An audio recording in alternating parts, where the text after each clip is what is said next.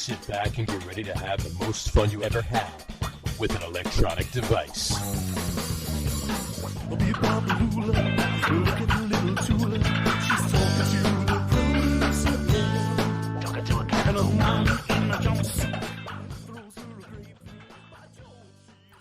All right, everybody, welcome out to the Get On With It Sports Show. It is Wednesday, December the 14th, 2022. Jersey Johnny coming at you with me, as always, is none other than Mr.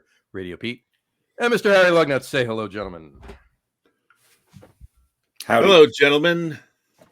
Who are you talking to? And you guys. And us, right? Man. Gentlemen and gentlewomen and gentle creatures across the interplanetary scope that we reach. Everywhere. Gentle people everywhere. How are you guys this evening? Great. 11 days from Christmas. 11 days from Christmas, yeah. Week from Sunday. I've been exclusively shopping based upon suggestions on the internet. From the people you're buying gifts for, or just from the internet? Nope, just from scrolling around on Facebook or wherever, and something pops up and goes, here's a gadget someone has to have or whatever. And I go, oh, that looks cool. I think I'll get that for so-and-so. And I get one. And you get one. There you go. It's at least as good a system as me trying to choose things that will, mean something. That will mean something. Yeah, you might actually. I mean, like, there's nothing. There's nothing. Like, neither of my children really need anything. Everything would be peripheral. Right. Not to say they have everything they want, but as far as things that they really, need or should have, they pretty much have it right now. Right. So I'm like, I think I'll get this because it's unusual and whimsical and probably better than socks. A present with a little whimsy mixed in. A present with a little whimsy mixed in is always nice. So. I only buy things available at Walgreens, so everybody. That's that's a good policy. Everybody gets a Snuggie. Yeah, Walgreens, CVS, always good. A travel mug. And the Walgreens. We don't really have too many travel mug. CVS's out here. And the occasional trip to Target, and then you're good to go. No fucking trip to Target. Fuck that. Nope, not doing it. Nope. You just go really early in the morning or really late at night. One of the best things about being divorced is that you never have to go to those places ever again in your life. Well, it's funny because I'm divorced, but I still go. Well, but you're also living with someone. Oh, that's right. Yes. Kind of. Good place to pick up chicks there, Mr. Divorced. Yeah. Nah, there's better places than Target. Oh, I don't know. I think it's just the right mix of makeup and desperation. Well, yeah, I think my crowd is more Costco. That was the original tagline for Target, as a matter of fact. Welcome to Target. For all your right mix of makeup and desperation. Yeah. Welcome to Target, not quite as shitty as Sam's Club. There you go. By the way, BJ's. They've gone up with inflation too. That is false advertising. You cannot get one there. They have zero BJ's. Yeah, well, you heard that joke, right? Like, especially a wholesale club. I mean, that's a lot of BJ's. That's wholesale. You would think they would have racks of them, but they don't. There's very little racks there too. There's lots of racks there. But, which I had. What was going to say the whole thing where you can go. Hey, I just heard you get Staples at Staples. Really? Where? And then they head out. Where are you going? I'm going to BJ's. Yeah. I was the woman's joke is I'm going to Dick's, right? That's the woman's. It sounds like a failed Andrew Dice Clay joke. That's he was trying to work out in his recent routine because he does talk a lot about Staples. Does he? By the way, I'm at Dick's, honey. I'm going to BJ's. Oh, I haven't watched Andrew Dice Clay since 1987. Well, let me say something. If you don't follow him, you should be on Instagram because now he goes up to people and pretends that they're bothering him for an autograph or a picture and stuff, and they have no fucking idea who he is. Who he is. So his self-awareness is so great, and he's actually funnier than he's ever been, and it's pretty good. He's quite spectacular on his Instagram videos. I'll have to do that then. Yeah. I highly recommend following him. He's pretty funny. Let me write that down. Follow the Dice Man. Yeah. All right. He's not as recognizable, He doesn't look like a cartoon character from 1986 anymore. So. And how do you feel about Sebastian Maniscalco? He was good. I mean, he has one of his skit about Ross Payless, whatever Ross, the department store, is one of the best 5 minutes of comedy in the last 20 years. Really? I think he had a couple really, really, really good specials, and now he's wearing tuxedos on stage, and I feel like he's reaching. Right. Yeah, he's reaching a little bit. I was like, my favorite of his that I've seen was the one where he says, 30 years ago, if your doorbell rang at 9 o'clock on a Sunday night, right? Who's here? Open the door. Come on in. Now you go get the gun. Yeah. His Edmonds cake bit. It's all good. It's very good.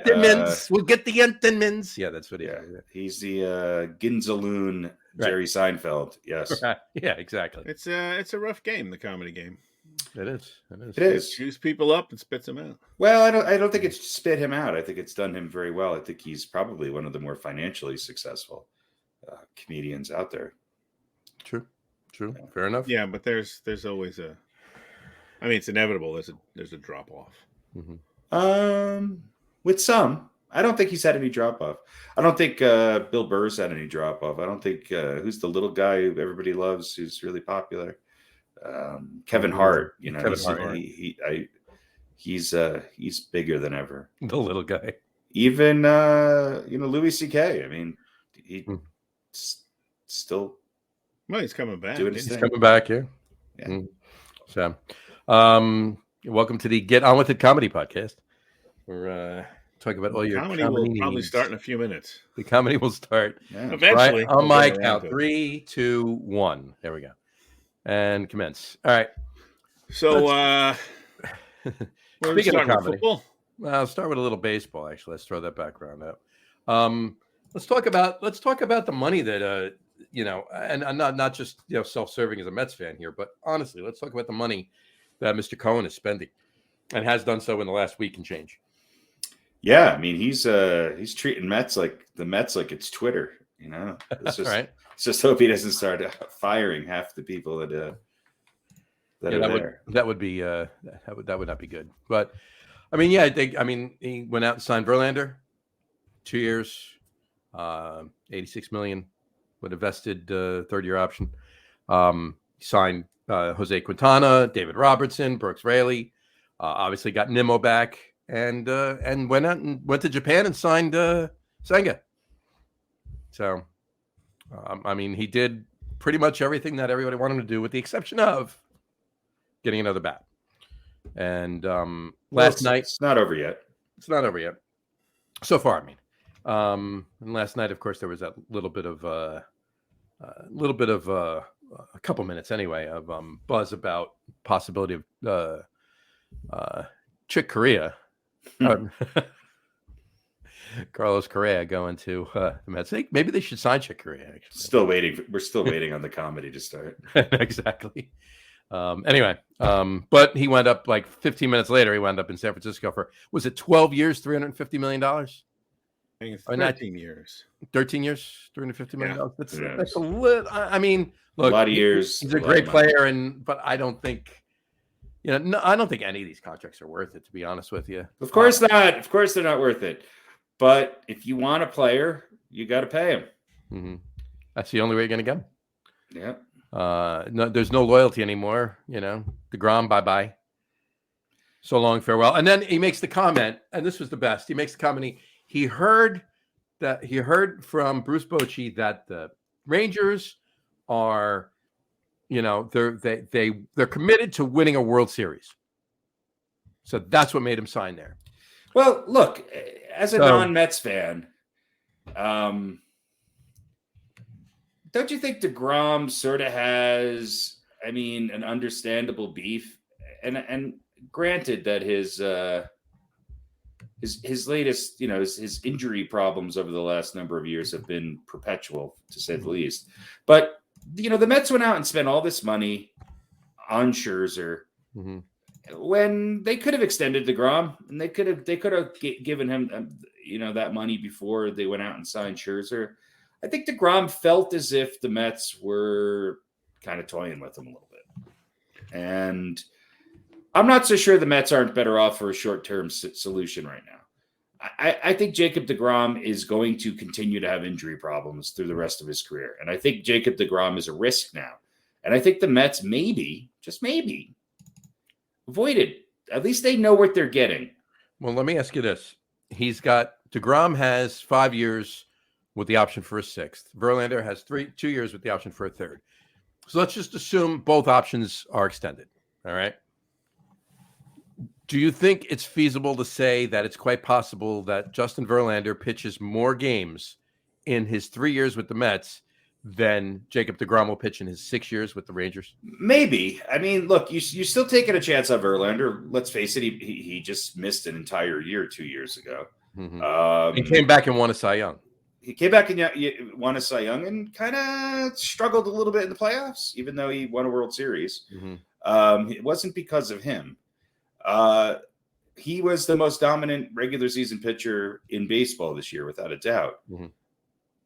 If you get even half of that, I think you got to be happy. And I think the Mets are really relying on Scherzer and Verlander to be healthy in the playoffs. Mm-hmm.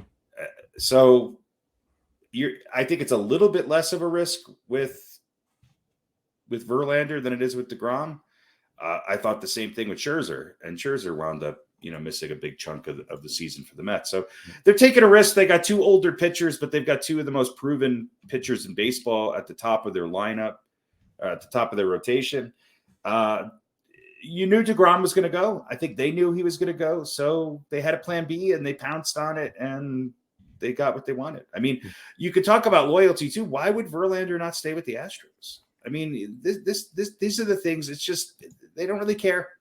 No, it's all about money. Just follow the money. And I would say that, and we'll probably talk about the Yankees in a minute.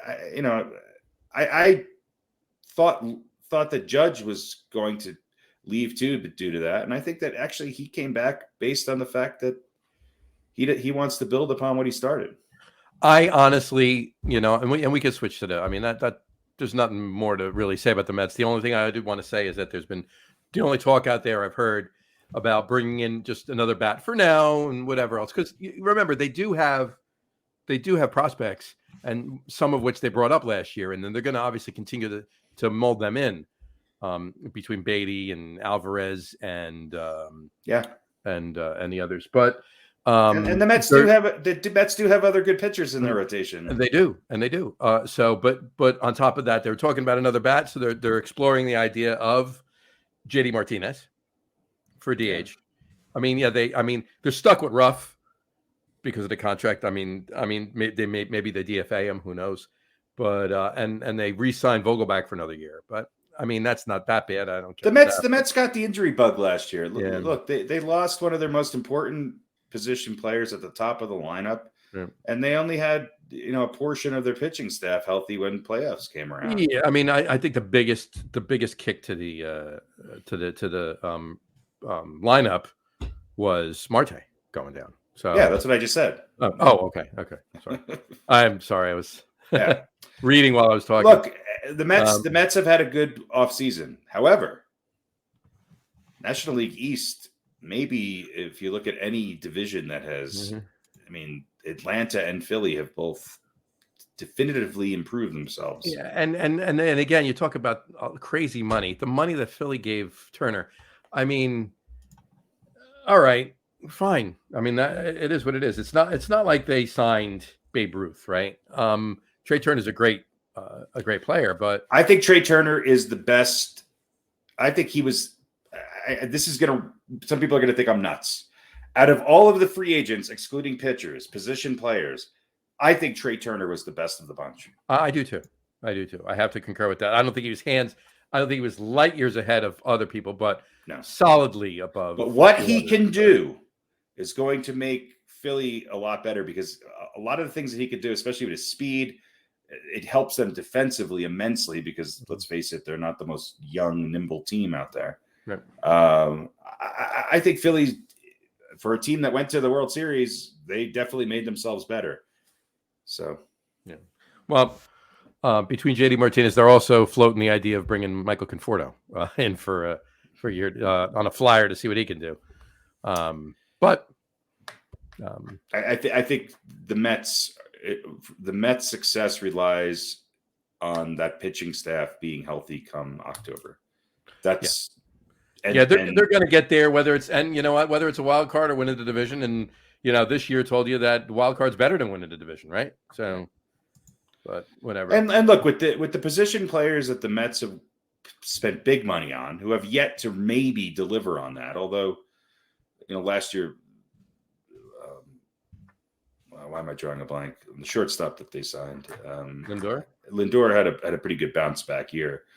I said it last year. Marte was the best offseason acquisition in baseball for the money, and if he's healthy, the Mets have a pretty good top of the lineup. They got a couple little holes, but every team does. Sure. David Robertson's a good pickup for them. If David Robertson could stay healthy, he's a proven middle reliever who's obviously had a ton of experience in the playoffs, including was vital to the Phillies last year. So I think the Mets have done fine, and I think they're a better team than they were on paper going into the season this year than they were ending last year. I think the other teams in the division maybe both got A+. We'll see. Yeah. We'll see. All right. On that note, Pete, you have anything on the Mets? Listen, I think the Mets hedged their bet with DeGrom, and he took offense to it. Listen, you can't be mad at Jacob DeGrom, right? He gave the Mets everything you could have wanted. I mean, yes, he suffered some injuries, but when he pitched, he was great, right? So, and look, I'm going to say this over and over. The last 2 seasons have been disappointing in the way that, So if you're Jacob DeGrom, you go, maybe it's time to go somewhere else. I don't think he believes that the Mets are not committed to winning, but maybe he thinks it's not going to happen. Yeah, the Mets, right? Yeah. And we're not in the clubhouse every day. You don't know what the relationship is like. No, that's true. It's absolutely true. But listen, I'm not. You have 2 older pitchers, both certainly durable, amongst the most durable of the older pitchers in baseball. But you never know what can happen with those guys, right? You got a Japanese guy coming in, and I don't know. They're making a lot of moves. They're all good moves, no question about that. Sure. But as I always say, they're still the Mets until they're not the Mets. So exactly. I hope it works out. I hope it all works out. It's hard to think that both those guys, year 1 and 2, are going to be their 40s.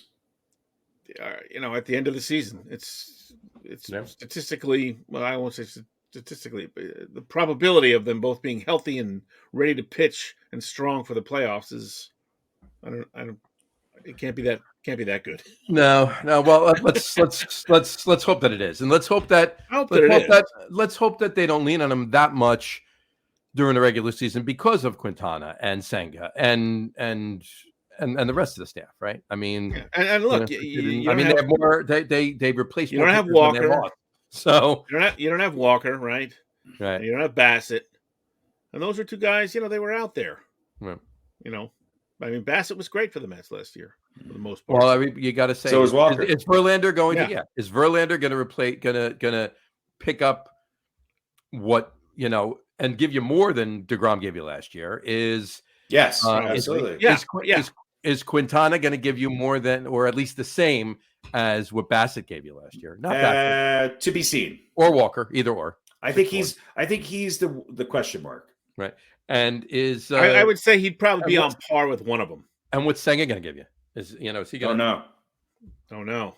I mean, this is Major League Baseball, not Japan, but I mean, some might say it's the same. He was. What was his deal in Japan? He was pretty good, right? He was pretty damn good in Japan. In Japan, he was DeGrom. He was big. He was big in Japan.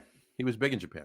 But there's a pretty decent history of really good pitchers from Japan coming over and doing pretty well here, right? We've got a handful of them, and one who's the new Babe Ruth, of course. But and I mean, take him out of the mix. There's more guys that came over and did pretty well, right? Who was the guy for the Yankees that you loved? Was it Tanaka? Yeah. Tanaka. And you got what's his name? Where's he? Darvish, right? Darvish actually has proven to be has a pretty long career and has become a bit of a journeyman, up and down, came out of the gate pretty good, then had some injuries. And I mean, he's had a good career, kind of a comeback career. And he's been he's been an important piece of a bunch of teams now. Mm-hmm. So I would say he was on the Rangers when the Rangers went to the World Series against the Giants, right? I mean, well, he was on the Dodgers too, and that was after that, yeah. So I mean, he's been involved with a lot of. But wasn't he on the Dodgers when they won the World Series? No. Okay. I do not believe so, but let's find out. He's on the Padres now. Isn't he pitching for the Padres? He is on the Padres right now. Yeah. Let's see. He pitched for. He's 130 years old. He's actually not that old. He's 36. Actually, he's 36. He's 5 years younger than Verlander and Scherzer. Yeah. He pitched for It looks like he's 16. He pitched. Yeah. He pitched for the Rangers from 2012 through 2014. That was the World Series. The New York Rangers we're talking. He pitched for the New York Rangers. Yes. He was in goal for the Rangers. Yes. No, he played for Texas from 2012 to 2014. So that was the World Series. And then 2016 and 2017. Then he went to the Dodgers in 2017. And the Dodgers. Didn't they go to the World Series? I thought I saw him pitching in the World Series recently. Yeah, I mean, he was it the 2017? It doesn't matter. Doesn't matter. Yeah, he pitched for the Dodgers in the World Series. See? In 2017, but lost to the Astros. Yeah, but I mean, my point being is that, he's there for, and then he was on the Cubs for 3 years, and now he's on the Padres the last that's two. Right, the Cubs. Yeah, that's it. So anyway, my point is there have been some pretty decent, big time Japanese pitchers who've come. And he was on the Ham. He was on the. At least had good careers. He was on the Ham Fighters for 7 years. The Ham Fighters. That's the hot dog eating team from Japan. That is every 4th of July. The Ham Fighters. The pork swallows. No, I think that's the old Jewish team. Is the Ham Fighters? Right? Ham Fighters, right? The Hokkaido Nippon Ham Fighters. Excellent. Yeah. All right, now that we've so we've established all one viewer that we have, Darvish. Let's go off on a bigger tangent. There we go. All right. So anyway, Darvish. This shows Japanese balls. That's right. Oldish. You Darvish. All right. Anyway, next. All right. Back to what I was going to say before. Switch to the Yankees really quick. Because I just want to mention, you mentioned Judge before. I honestly think it may have a little to do with a little bit of loyalty, and I think it's more to the fans than the team by any means. But it's also about the money with him as well. And I honestly think that if the Giants came with the same, or if obviously not better, offer than the Yankees, that he was there. He was going. I think they did. I think the Yankees beat him. I mean, he may not have given he gave the Yankees last choice. The Yankees last choice, right? Yeah. So, had it gone the other way and they went up $10 million, then hey, he'd be home. Right? So, yeah, I mean, part of me, I think that the Yankees are committed to being this version of the Yankees for a while now. They've re-signed Aaron Boone. They've re-signed Brian Cashman. Was I excited that they have Aaron Judge? Sure. Mm-hmm. But the lack of anything else, just, what are they really going to be able to do? Yeah. So they're the same team, minus Andrew Benintendi, minus Matt Carpenter, who knows? They might re-sign these guys, but I'm just saying as of right now. Right. They overpaid Anthony Rizzo again, who they love.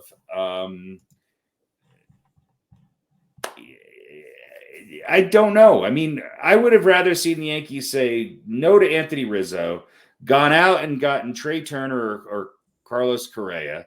I would have rather the Yankees got Trey Turner. Yeah, moved DJ to first base every day, and gotten rid of Gleyber Torres and just battened up the infield. I mean, well, there is talk about the possibility at some point during the year next year that Gleyber may go bye-bye. So, well, I mean, look, the Yankees they finally have gotten to the point where they are able to say no to players. I mean, Gary Sanchez might not play next year, so the Yankees, sort of avoided that nightmare by 1 year. Mm-hmm. But we're saddled with Josh Donaldson. We're saddled with Giancarlo Stanton, who's not a horrible player, but he's not nearly worth the money they're paying him. No. But at this point, it's sort of like, you got 3 years, maybe. You got to go win now. Buy a team, win, be the Yankees. Because I'm not sure the Yankees are a better team than they were. I don't think they're as good as they were last year, and last year was not good enough to beat the Astros. Right. Now, the Astros have lost some critical players, but what do the Astros do? They go out and sign others. So, or bring up something from the farm system to replace them. And that's been working for them on a steady basis. Right. The Yankees, all I hear about are these prospects, and if you're going to play them. If not, the Yankees starting lineup does not thrill me. And you also have some players in there like Trevino, who had a great first half of the season, who had a miserable second half of the season. And the bottom half of the Yankees lineup is fucking atrocious. Mm-hmm. Josh Donaldson is a fucking waste of time and money.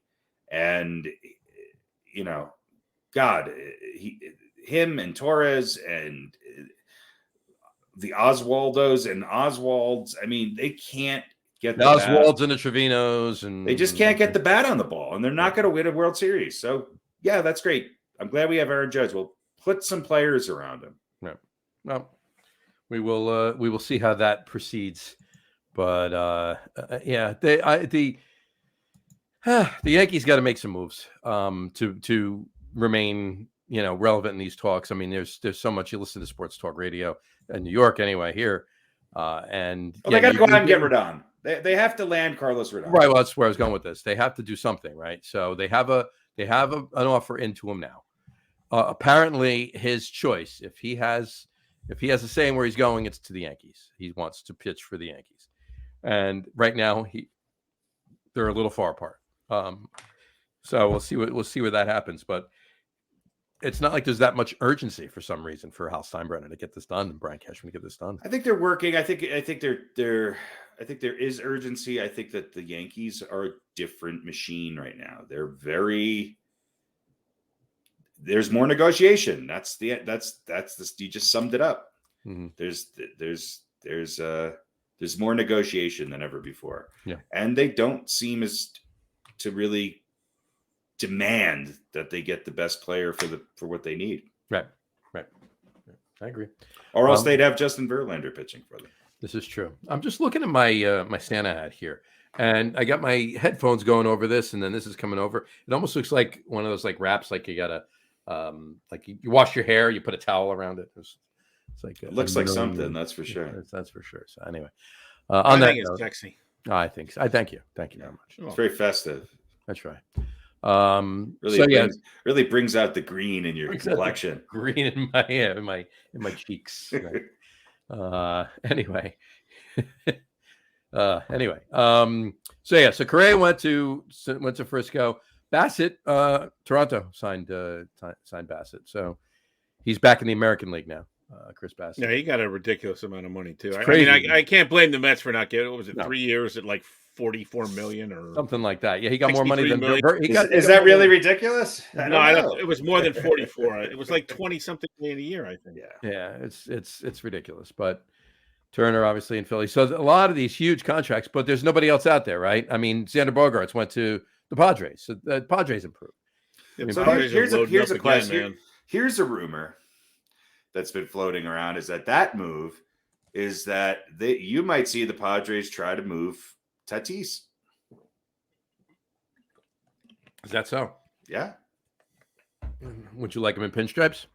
No. Why not? I don't like him.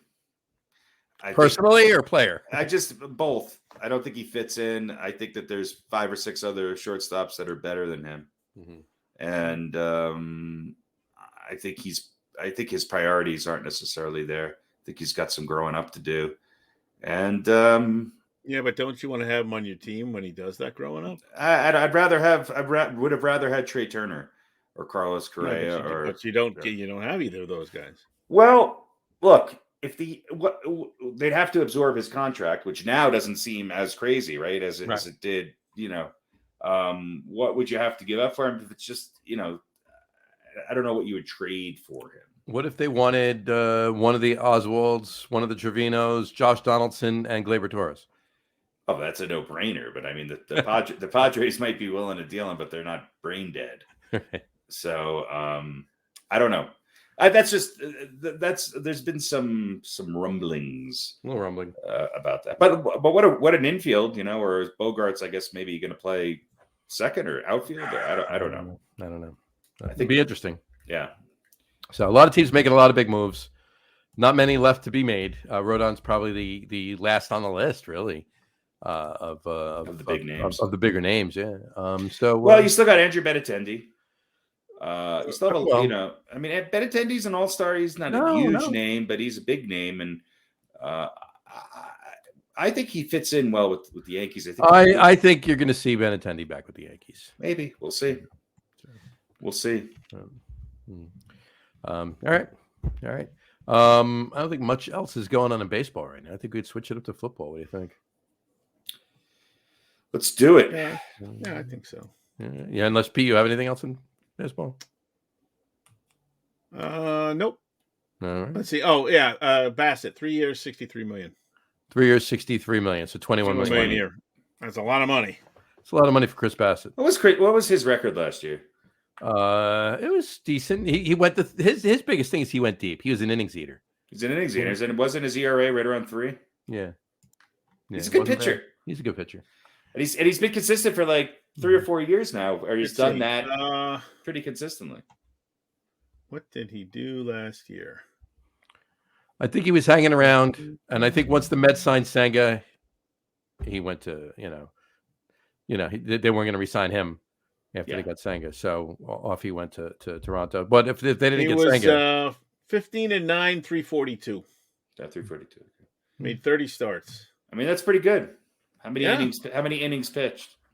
181, 160 hits, 19 home runs, 1.14 WHIP. What was his record the year before? He was with Oakland. He was 12-4 with a 315. Only threw 157 innings in 27 starts. So and he was with Oakland. He was with Oakland for a couple of years, wasn't he? Yeah. Yeah, he was 2020 was 5-2 in 11 starts with a 229. Short he was years. 10-5 in 25 starts with a 381 before that. He's been pretty consistent. And a record Oakland's always tough because if he's on another team, the games where he had no decisions he might have had more wins. Yeah. But consistently being, around 320 to 340 ERA, and he's probably, he's a good pitcher. He's a good number 2, number 3, that's for sure. Yeah. Yeah, I mean, 180 innings, 30 starts. It's average of 6. That's 6 average, right? With Toronto, is he after Manoah and what's his name? He's probably number 2 or number 3 on that rotation, right?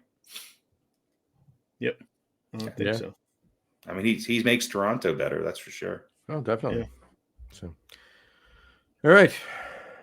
Well, there you have it. There we go. The Chris Bassett story. All right. Let's move it over to a little football. Let's briefly, I don't want to go down a rabbit hole with the Giants, but that was a horrible game on Sunday. I mean, granted, we all knew that they were going to lose to the Eagles, right? There was no, unless something really odd happened. They're back. The Giants are back. The Giants of, how they should have been playing, basically. Is what I mean, look,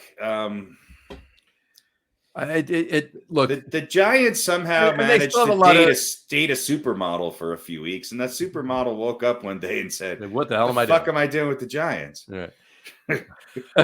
So I mean, it's just still have the injuries, but it's just that was a horrible game. I mean, the Eagles just had their way. I mean, it's like they were toying with them, you know. Well, some injuries on the Giants on the defensive side certainly exposed them beyond what I think it normally would have been. Well, their starting corners are out, and defenses have learned that you basically have to challenge the Giants into throwing the ball downfield. And if you get ahead of the Giants and stop Saquon and build up a lead, then the Giants have to turn into a drop back passing offense, which is beneficial to the opponent, which is what happened. Yeah. So, it was actually exactly what I expected to happen. I did not expect the Giants they don't match up well against the Eagles. You mean against the Eagles or? Yeah, against the Eagles. The rest no, of the just against the Eagles. I mean, I think if you look at Washington, I think that's the level that the Giants are at. They're pretty much a Washington Commanders team. Right. And I think they'll probably lose this week to the Commanders, but I think it was what I expected against the Eagles. The Eagles just match up really well against a team like the Giants. There you go. Now, on that note, with challenging them to throw downfield, obviously we're talking about Daniel Jones here, but I mean, is it? We're talking about Daniel Jones, the offensive line, the lack of a real number one threat. We're talking about and I'm a number 2 and number 3 threat, to be honest. Right, and a tight end who in the beginning of the year was doing really well, but is injured now. I mean, it's just Bellinger's not there anymore, right? No, he's back. He was back. He's back. Okay, he's back. So I mean, I think that the Giants just seem unsure of themselves in passing situations. Let me ask you a question. How do you feel about Daniel Jones as a quarterback after this year so far? And look, we all know, the three of us know, and I'm sure people that have listened for a while now know how you feel about Daniel Jones. But yeah, after this year, what you've seen so far, are you a little bit easier on him? Not a lot. Maybe you don't like him. I like him by any means. But I always thought that he should challenge for a backup role somewhere, and now I feel like he definitely deserves a backup role somewhere. So he came up a little bit on him. Yeah, I mean, he was a D-, and right. now he's maybe a C-. All right, I'm going to read you something really quick right now. I got this. Here's some stats. Daniel Jones fucking Daniel Jones QBR in games on a Tuesday. Listen to me. Listen. In games on a week when the Tuesday. I'm not giving you shitty stats. Just listen to me. All right. These are good. Six Giants quarterbacks. Okay, Daniel Jones, Eli Manning. I'm going to keep 4. Stop. I want to preface before you go any further. We're talking about an organization who may have the worst history of quarterbacks out of any organization in the history of the NFL. The ones that I'm going to talk about. Okay. I'm not just picking random. Just listen. Yes. Daniel Jones. It doesn't start with Rodgers and Favre or Young and Montana. Just listen. Daniel Jones, Namath and yes. Pennington. Yeah. Daniel Jones, Eli Manning, Phil Simms, Fran Tarkenton. Okay. Kerry Collins, and I'm throwing in Dave Brown. Okay. Dave Brown. Dave Brown, underrated. Yeah. All right. So he's the control quarterback in the experiment here. Daniel Jones, Eli Manning, Phil Simms, Fran Tarkenton, Kerry Collins, and Dave Brown. All right. Excuse me. First 50 starts. Okay. This is just stats through the first 50 starts for each of these quarterbacks. Okay. Passing attempts. Okay. So not just handing it off and everything else, and checkdowns are included and everything else, but passing attempts. We know what a pass attempt is. The number 2, Daniel Jones is tied for second with 1,638 attempts. He's tied with Eli Manning. Of course, and whoever comes next is going to be right up there too because the game has changed. All right, hold on. The number 1, you want to take a guess who the number 1 was? With passing attempts in their first 50 games? Only one above those 2. It wasn't Eli. Dave Brown. No. It was probably Fran Tarkenton. No, it was not. It was Phil Simms. It was not. I don't know. Who the fuck cares? Terry Collins. It's the only one you didn't say. Of course, because I forgot who the 6 were. They're fucking forgettable. All right, listen. Of the two, of Eli Manning and Daniel Jones, and we're all in agreement that I think even Pete is in agreement that Eli Manning was one of the best quarterbacks the Giants ever had, right? Now, obviously, that might not be the best quarter. I mean, it's not Tom Brady by any means, but he did beat him twice. But in any event, anyway, so he's tied for Eli Manning with them. He actually has 136 more completions than Eli Manning in his first. How many wins does he have compared to Eli? I'm getting there. I'll make this quick. I'll just read these through. Eli Manning only had 904 completions, and Daniel Jones is 1,040.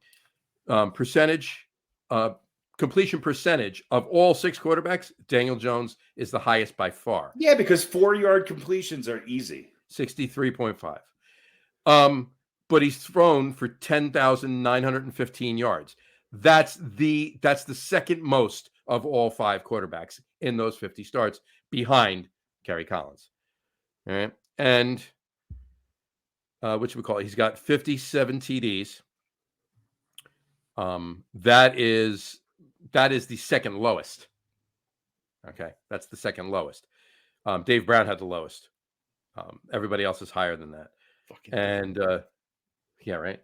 Interceptions, 33. He's actually had the lowest amount of interceptions. Fantastic. Of all of them.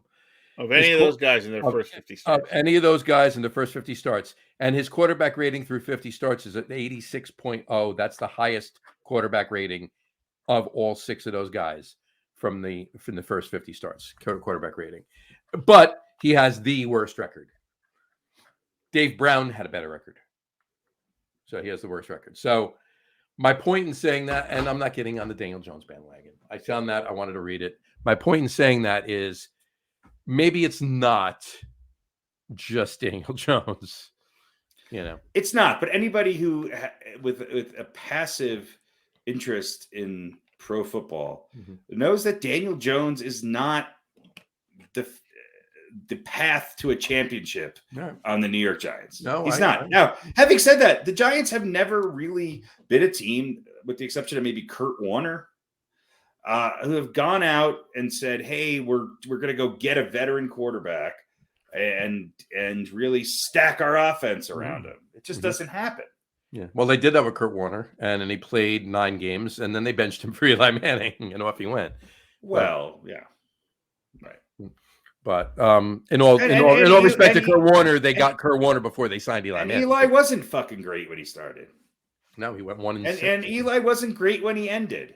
And Eli wasn't great for long periods in the middle. Eli Manning and Phil Simms had a couple really good runs in the playoffs. Phil Simms had 1. Eli Manning had 2. That's their legacy. That's their legacy. Eli Manning also is, as are a lot of quarterbacks, not just on the Giants. Was a good quarterback, a solid quarterback that fell victim a lot of times to poor drafting. I don't know. Eli had out of all of those quarterbacks, he had the most talent around him at the receiver position. But barely any time to throw the ball in later years. I don't know. This offensive line has been a problem for many more years than Daniel Jones has been. The years that the Giants, Joe Burrow has a shitty offensive line too. He went to the Super Bowl last year. I'm not comparing Daniel Jones to Joe Burrow by any means. I'm not. I was comparing Eli Manning to Joe Burrow. Oh, all right. My point being is that Eli Manning is probably the best quarterback in the history of the New York Giants by far. I don't think anybody could really argue that. I don't think Eli Manning's a top 30 quarterback in the history of the game. So that's my point, is that the Giants don't need a wonderful quarterback to win a Super Bowl, but they do need Lawrence Taylor, Harry Carson, Carl Banks, Michael Strahan, and all the other defensive players. They need a solid, ridiculously ironclad defense. They need a decent offensive line and good weapons at the skill positions. And good coaching. Yeah. And I think that Daniel Jones has some intangibles that those guys don't have. What he doesn't have, I think, is just the ability to do I think Daniel Jones can bring a team back in a critical playoff game? I just don't see it in him. Well, I got a feeling I'm just guessing here because obviously nothing's in stone, but I have a feeling you're going to get a little bit more time to see him. Yeah, they're going to re-sign him for another year. They're going to have to at least franchise tag him. So yeah, but hallelujah. There you go. All right. We'll see what happens this weekend. Giants obviously playing the Commanders on Sunday night, and here's the stat about that. Now, Daniel Jones, I actually meant to look this up. Let me look at it really quick here. Let me ask Harry while you're looking that up. Go ahead. Yes, the Chris Bassett conversation was more interesting. Barkley, re-sign him. This is the thing with most running backs in the league. They're good for 3 years, unless they're Derrick Henry, and even Derrick Henry is, not necessarily having the same success he has had in years past. I think you have to re-sign him, but you better really commit to getting the best people possible to open up holes for him. Look at what's his name on Dallas? Who's the really fucking annoying running back? Zeke Elliott. Zeke Elliott. People were, he was arguably the top running back in the league for 2 years. I don't even think he's in the top 20 right now. And is that all really on the offensive line? The lifespan of a running back in the NFL is really low now. Yeah, it's remember speaking of Dallas, there was a guy named DeMarco Murray. Right. What happened to him? Yeah, fantastic. For a year and a half. Right? Yeah, led the league in rushing 1 year, I believe. So if you're going to commit to Saquon Barkley, you might as well commit to Daniel Jones. I'd rather see the Giants. Right? I'd rather see the Giants commit to Daniel Jones for 1 more year. Right, that's what I'm saying. And you might as well have a game manager. Letting Saquon Barkley line. go means that if Brian Daboll is such a genius and he can find, I think you can find a running back in the draft. The Giants need receivers and an offensive line. So if not signing Saquon Barkley means that they can afford to go out and either get a free agent or, re-sign some young talent that they have that they're high on the offensive line, then I'm all for it. Because I just don't think you need I don't think you need a world beater of a running back to win in the NFL these days. It's just not the game anymore. It's not the formula. It's not. But if you can build a good offensive line and you have a really good running back, then maybe you don't need a great quarterback. When was the last time the top running back in the NFL won a Super Bowl? I think we've had this question before, and right. No one knows because no one knows who the top running back. The answer is probably like Dallas in the 90s with Emmitt Smith. Mm-hmm. I mean, that's probably the answer. So the game has changed. I mean, Derrick Henry's great, but Tennessee's not going to win a Super Bowl. Yeah, but that's not because he's not great. I know, but it's not important. It's not important. Who's the starting running back on the Buffalo Bills? Who's the starting running back on the Kansas City Chiefs? The 49ers. Singletary, Pacheco. The 49ers have a wide receiver who's their starting running back. Yep. It's just not important. It's not important. So, and is Saquon really, is he a top 10 running back? I don't think so. He was in the beginning of the season. Yeah, the season's 16, 17 games long now. Last few games, he's kind of not there. So good. No. Yeah. Well, ever since when he hurt his neck and he's been toying with that, that's been a downfall there. But all right, so my question regarding Washington was here. They flexed the game to Sunday night. Mm-hmm. Okay, it was a 1:00 game. Now it's flexed to Sunday night. Now, Daniel Jones' record against Washington is 4-1-1. Daniel Jones is 4-1-1 against Washington in his career so far. All right, but Daniel Jones is 0-9 in primetime games, and he's 0-13 in games that start at 4:25 or later. Okay. So this is a conspiracy against the Giants. So, hey, of course. Right. No, that's not where I was going with that. My question to you is, which record is going to be prevalent here for? This game's a toss-up. I'm telling you, the Giants and Washington are the same fucking team. They're both miserably mediocre, and none of the tagline for the Giants. Yeah, but the Giants are kind of on the downslope, and Washington is on the rise right now. But if you look at the last game they played, Washington, neither team wanted to win the game at the end. No.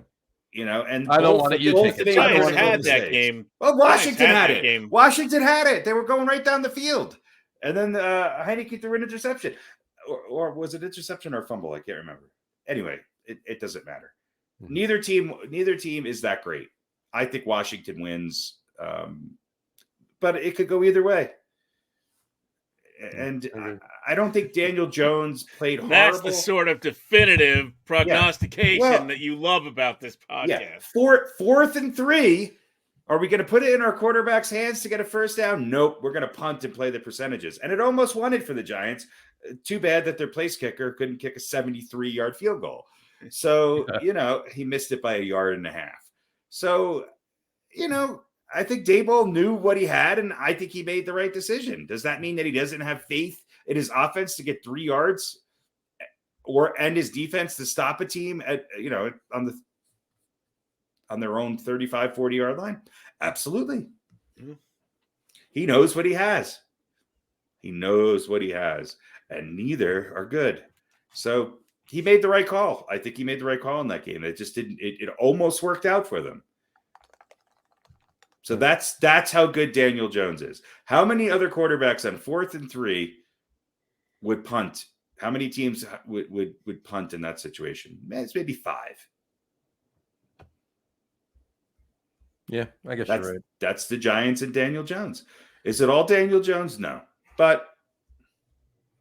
So I want to read. He's the quarterback. One other thing on Daniel Jones. I want to read this because you're going to love it. I want to read it really quick. All right. Tiki Barber was quoted today. He's my favorite. As saying, Giants should prefer Daniel Jones over Lamar Jackson. So, why he said it, I don't know. But he was quoted as saying it today. Because he never won a Super Bowl with the Giants, and he doesn't want them to win another one. Is that right? Also, what does Tiki do these days? He's on WFAN, right? He does what we do, just more people listen to him. Yeah. He does a podcast, right? Wasn't he on was it I thought he was on FAN. He's on the fan. He's on the fan from 10 a.m. to 2 p.m. with Brendan Tierney. Yeah. Yeah. Tiki and Tierney. Tiki and Tierney, yeah. So anyway. All right. Hold on. How about it? Who else would take that position? I mean, if somebody I said, agree. I'm just saying what he said. I know, but if somebody said, "Hey, straight up trade Daniel Jones for Lamar Jackson," where do I sign? Yeah, who would not take that chance? Somebody who doesn't. It's like saying straight up trade LeBron James for Quentin Grimes. Somebody who wants to get some attention would say something like that. And somebody who also wants to get an interview with Daniel Jones, knowing that the Giants are not going to get Lamar Jackson, and he wants to be able to have him on his radio show to come next year. There you go. That might be a way. That might be the reason. So, all right. Getting out of the Giants camp, let's talk about something else. Let's talk about How you doing, brother? Joe Douglas. Hey, man, I'm going to turn you over to Coach Sala. Hey, yelling. I'm great, man. Blessed to be here, man. Hey, man. Welcome to the family. Welcome to the family. Welcome to the family. Family. My favorite part of this is the weird ice cream truck music in the background. It's the only reason why I still do this podcast is to listen to that. If I could get that on Spotify, I wouldn't be here anymore. I believe the name of that music bed is Creepy Carnival or something along those lines. It sounds like the crack trolley. It's Timmy playing keys. Well, what can you say about those Jets? Yeah. Well, They're I back to being the Jets. like watching them. I don't know why, but I like the Jets. Yeah. How tough is Mike White? I mean, really. Yeah. Did you see some of the Oh slow motion replays? I've been broken in half. That was like a cartoon, right? That was like a cartoon where the guy's inside come out of his mouth and then go back in. Yeah. That was brutal. Yeah, the reality of it is he can't take too much more of that. He's got to get the fuck out of the way. Yeah. Exactly. Well, listen, if he plays well and he could get a contract somewhere else, he's definitely going to be earning it, and he should make sure they have a good medical staff wherever he ends up going. Here's the question for the New York Jets that I want to pose to you guys. Assuming he's going to play. Mm-hmm. Because he certainly should. Who's your number 2 for this week? Yeah, honestly, keep Zach Wilson demoted. It's got to be Zach Wilson. Zach Wilson. It's got to be. Yeah, Joe Flacco. I mean, Flacco's an emergency only. I don't think Joe Flacco knows that he's on the Jets. Yeah. Remember when Robert Saleh at the beginning of the season said, hey, he's an NFL quarterback. He can play on a bunch of teams. Yeah. Well, that's true. But I think it's got to be Zach Wilson. It's got to be, right? Yeah. I mean, it's got to slowly. And here's the thing. If he's available, then it's him. Yeah, well, that's, there's been talk about he's making progress and, a better attitude and blah, blah, blah. Well, what does that even mean? I think Shane Falco would be. If you don't make him your number 2, then that's bullshit, right? I think Shane Falco would be better than Joe Flacco right now. Is that the Der Commissar? No, Falco, right? Anyone named Falco would be better than Flacco. Don't turn around. Uh-oh. Joe Flacco's back in town. Uh-oh. Oh no, he's 93 and doesn't know why he's dropping back. Yeah, I mean, look. Jets. Who did the Jets play this week? The Lions. Yeah. Is this not the tale of? Doesn't this game kind of solidify who's the comeback team of the year? Yeah. I mean, this is an interesting game. Honestly, to be honest with you, the NFL is stupid. This is the game that should have been flexed to prime time. They should have flexed the Giants and the Commanders to prime time. That was stupid. 2 big markets. Yeah. The Jets are pretty much, lest I checked, in the same market as the Giants. Well, you got a division rivalry. Yeah. Still, yeah. I think there's a lot of people catching on and looking at Detroit right now, and the Jets are playing better football than the Giants are playing right now. So they have, their defense is better. But they're both still losing. Yeah. Yeah, the Jets offense. But at least the Jets are in the game. Yeah, this one's a pick 'em. This one's a pick 'em.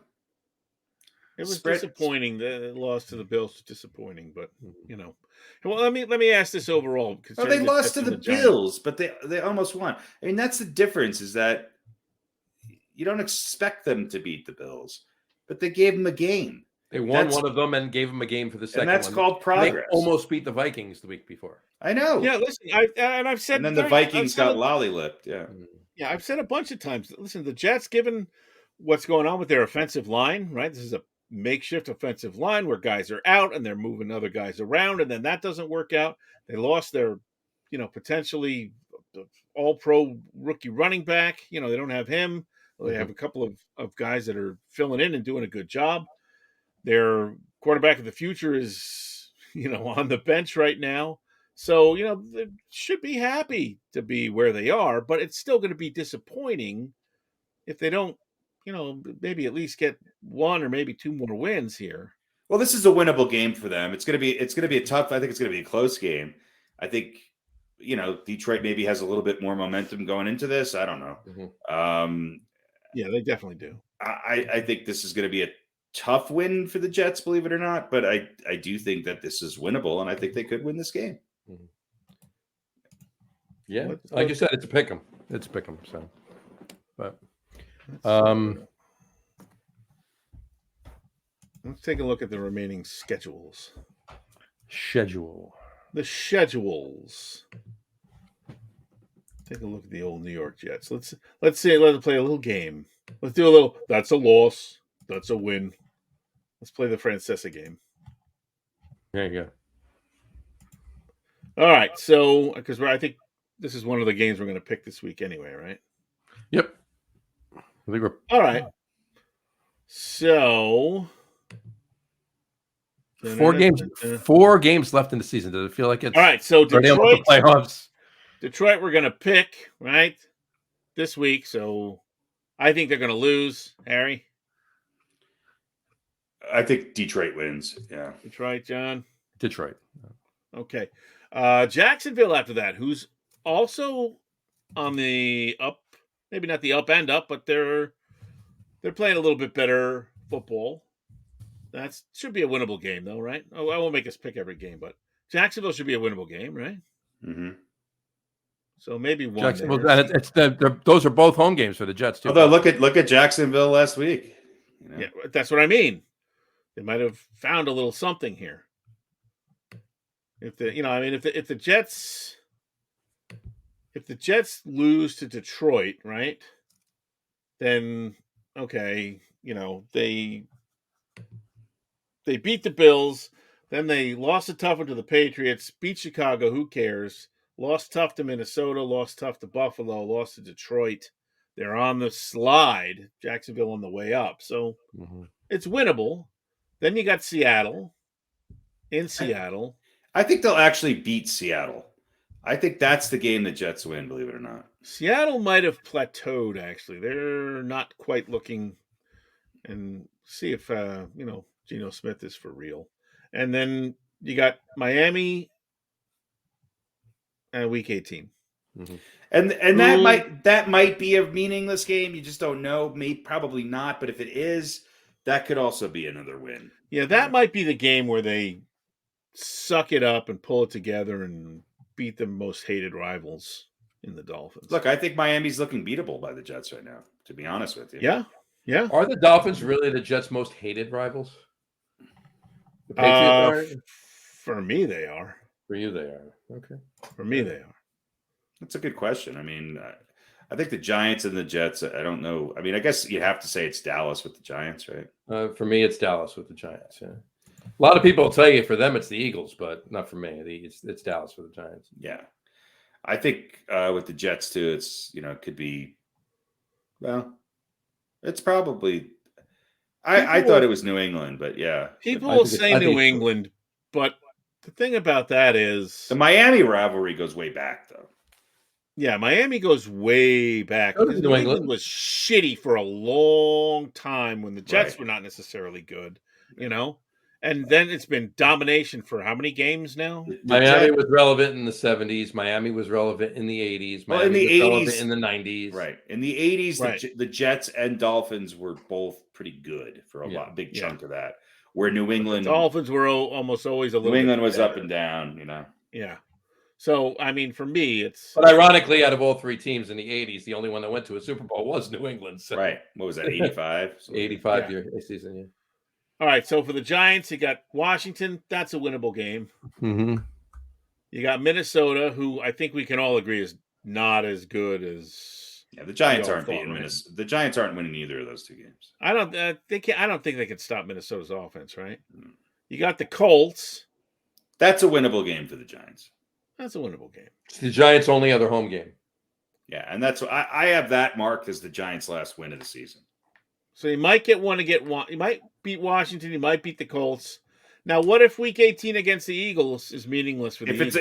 Then maybe the Giants get a gift and get a Giants could be 10. Giants could be 10-6-1.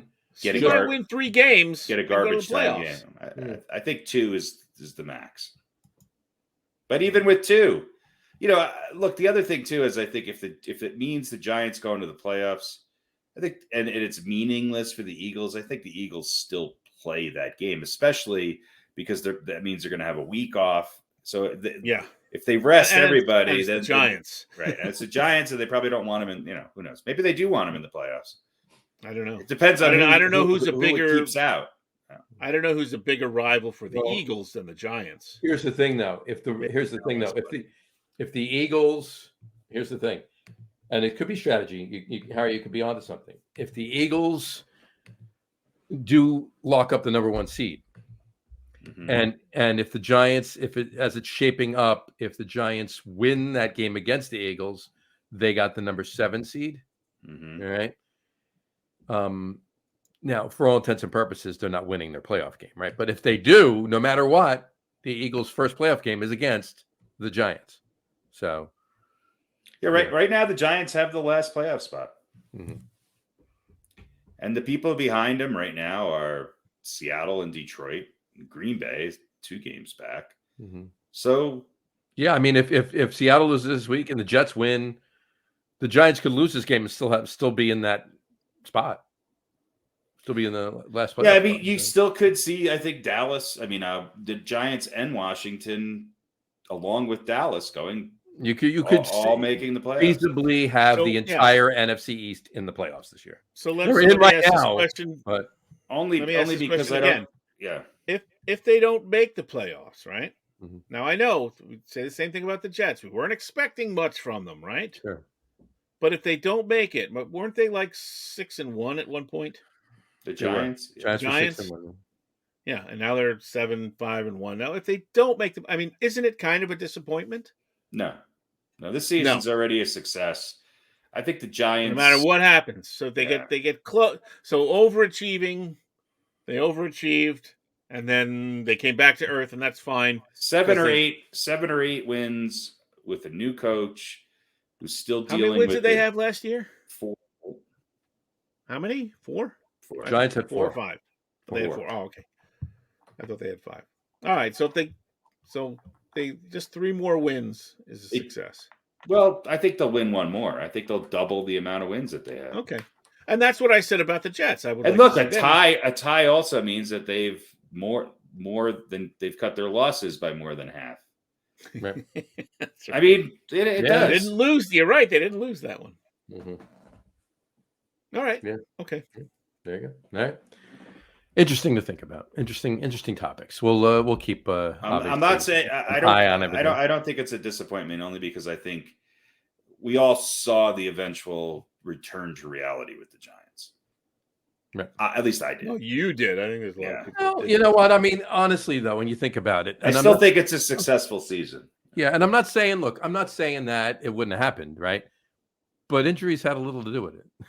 All right. There's other excuses. Yeah. You know, I mean, if they weren't injured at all, okay, if they weren't injured at all, it's highly likely they do actually win the Lions game. And it's highly likely they do actually win that Commanders game. So now instead of 7-5-1, they're 9-4. Look at their schedule, though, and who they've played. And some of the teams that were supposedly tough teams in the beginning of the season have proven to be pretty crappy. Right. So, well, 6-1, whatever. I'm just talking about the record. That's all. I don't care who they won and didn't win to. Just those 2 games specifically. Those 2 games specifically. Right. All right. If they didn't, if their 2 starting corners didn't go down, if their offensive line didn't get screwed up, if Daniel Bellinger didn't get hit in the eye and be out for 5 games, and if all of these things, and if they actually had, and the wide receivers they had, Sterling Shepard, a couple others, whatever, if they actually keep them on the field. I know this is a what if, right? My father always used to say, if the bear didn't stop to take a shit in the woods, he would have caught the rabbit, right? But no other teams have dealt with injuries. No, I know. I'm talking about the Giants. All right, I get it. We get your point. Two games. The Lions, that they didn't get blown out by the Lions, and the Lions. Look, the Lions are putting together. They're a good team, and we've said it for a while now. But those players still back on the field. Giants should have won that game. So that's another win. And the Commanders game that they blew and wound up tying, they win that game. So instead of 7-5-1, they're 9-4. Now, even if they're winning one other game, even if they're only going to win the Colts game, they're winning 10 games. And they're probably getting in the playoffs. That's all I'm saying. I think 9 gets them in the playoffs. I think you're right, though. Yeah. I mean, they very easily could have done that. I'm looking less at the wins and losses and just looking at,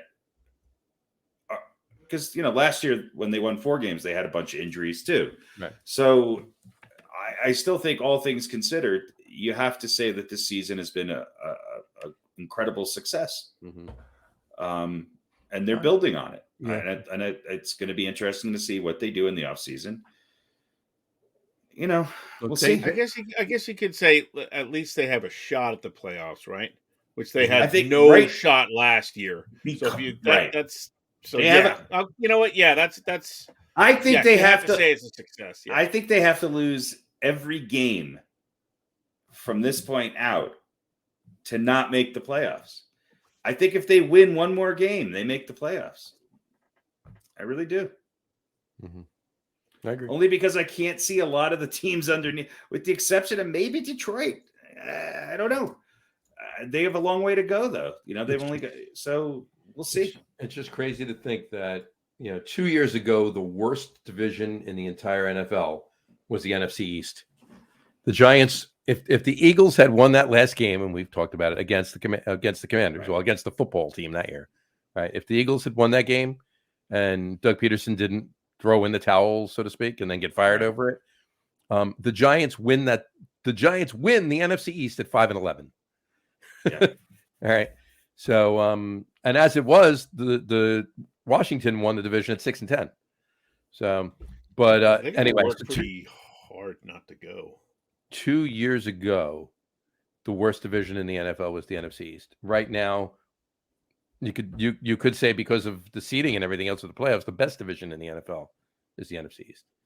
So, just weird, I mean, there's only 7 teams in the entire NFC that have a winning record. Yeah. Okay, yeah, that's what I mean. And 4 of the 7 are in the NFC East. Tampa Bay could go to the playoffs with a losing record. Other than Minnesota, the entire NFC North has. Detroit has been a surprise, but Chicago and Green Bay have been major disappointments. The entire NFC South has been a complete shit show. And other than the 49ers, Seattle's a little bit of a surprise, but who would have thought that the Cardinals and the Rams would both be, looking at double-digit losses? That's crazy. Well, look out for the Rams, though. Look out for the Rams. Right, they're 4-9. No. 4-9. Look out for them to get. Look out for them. Halfway to 500 by the end of the season. Look out for them.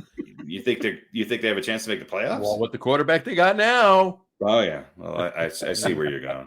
Time for a resurgence. Yeah, he won him a game. That's something that. How did that happen though? He was on the team for 2 days. He wasn't even on the team when the game started. He wasn't there yet. No, he got there at halftime. Yeah, there was a bus that pulled up outside the stadium. Right, he took an Uber and they got lost for coming from the airport. It took him longer for him to pick a number than it did to read the playbook. If you notice, his pants were still the Carolina Panthers. Right, yeah. They were khakis, weren't they? That's it. Yeah. And a pair of khakis on. Yeah. It was the what do you call it? What Farmers Insurance Red? It was Jake. It was Jake from State Farm. Baker from State Farm. That's right. Baker Mayfield from State Farm. All right. Should we do some picks, or do we want to talk about anything? I think that's I want to bring up one other thing, which is you mentioned the Bucks and everything else, and you mentioned the 49ers. Brock Purdy. Pretty good. Pretty good. You texted us the other day. This quarterback's pretty good, huh? Mr. Irrelevant, screw that. I'll post it to the Facebook page, and I'll share it on Instagram too. There was I guess it was Bleacher Report. I think it was Bleacher Report or Gridiron, or somebody put it up before. I sent it to you guys. It was a cartoon version of the Santa Claus, but it was with Brock Purdy and the 49ers and everything else. It's pretty funny. You got to look at it. But yeah, kudos to him, man. That's awesome. And Trey Lance keeps sitting there saying, now what? Well, is Jimmy G, because I've heard conflicting reports, and I'll be honest, I haven't really been paying much attention to the news this week. Is Jimmy G now officially out for the remainder of the season? I believe he is. Yeah, it's a broken foot, right? Because he was, then he wasn't, and we can double check right now, but I'm pretty sure that he's out. Wouldn't this be great if the 49ers go to another NFC Championship game with Brock Purdy? That would be interesting. That would certainly be interesting. It's possible. I mean, the defense is going to. He would be out. The 49ers quarterback would be out for at least 3 months. So, yeah, he's out for the rest of the season. Okay.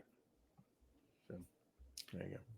I mean, look, I think it's – look, I think this year the 49ers were better with Garoppolo than Lance. And who long-term, maybe Trey Lance is the answer. That was a big loss for the 49ers. Are they a better team with Purdy? I mean, time will tell. But looking at the NFC, looking at Minnesota crap in the bed last week. But did you? I mean, does this just not open the door for the Eagles? Of course it does. Oh yeah, it does. Definitely. I mean, the Eagles have roller skating through the Super Bowl written all over this right now. And if anybody out there thinks that Dallas is going to be a challenge, well, listen. Here's the I don't. If which team has the defense that might be able to stop or at least slow down the Eagles? The 49ers. 49ers. Yeah. 49ers, yeah.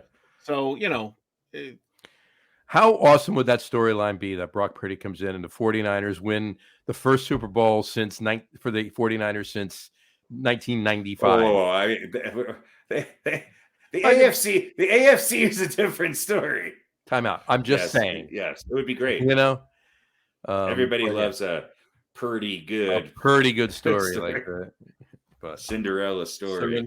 Purdy Cinderella story. There you go. Yeah. But anyway, and ironically though, Brock Purdy's family was at the game. They bought tickets months ago because they wanted to see Tom Brady play. Right. And they got to see their son beat Tom Brady. He's the first guy who ever beat Tom Brady in his first start. That's right. Yep. The irony in all of this is that he's not the Purdy quarterback on the 49ers. No. Yeah, that's true. He's Purdy, but he ain't Purdy. He ain't porn star Jimmy Purdy. No. That's right. On that note, what's up with the Bucs?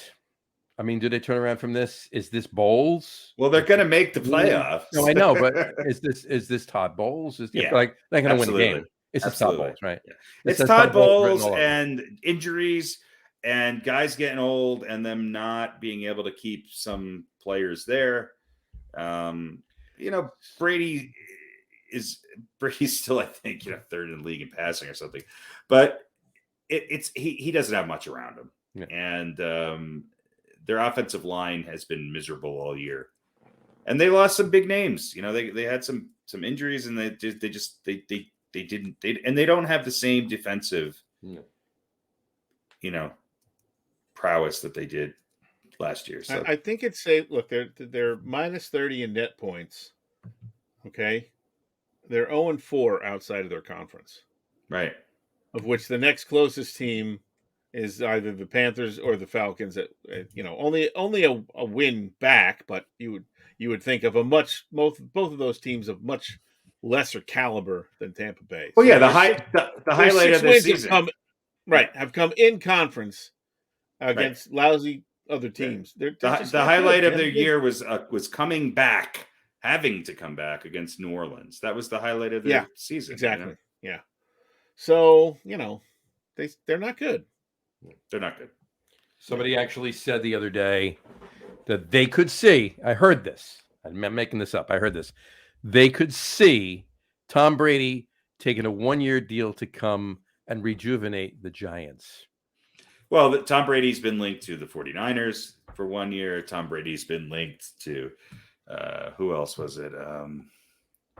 They got Aaron Rodgers now going to the 49ers for a year. There was somebody else that Brady was linked to. I can't remember who it was. Who knows? I can't remember now. No. Yeah, of course the Giants Of course the Giants would get him when he's 52. Right, of course. Let's see here. So coming off their drubbing at the hands of the aforementioned. So they have the Bengals. That's a loss, right? Mm-hmm. Oh, yeah. They got the Cardinals, sans Kyler Murray. That might be a win. Mm-hmm. They got Carolina, who's going to be absolutely gunning for them. But Carolina's terrible, too. And then they got Atlanta, Week 18. You got to figure they're going to lose one of those two division games, right? I think they go 3-1. I think they round it out. I think they go 9-7 So lose to the Bengals and sweep 16, 17, and 18? Yep. Well, we'll see. Why don't we talk about that in a little beaten by the coin? There you go. All right. All right. Let's do it. By the coin. I'm sure I'll lose. No one wants to be beaten by the coin.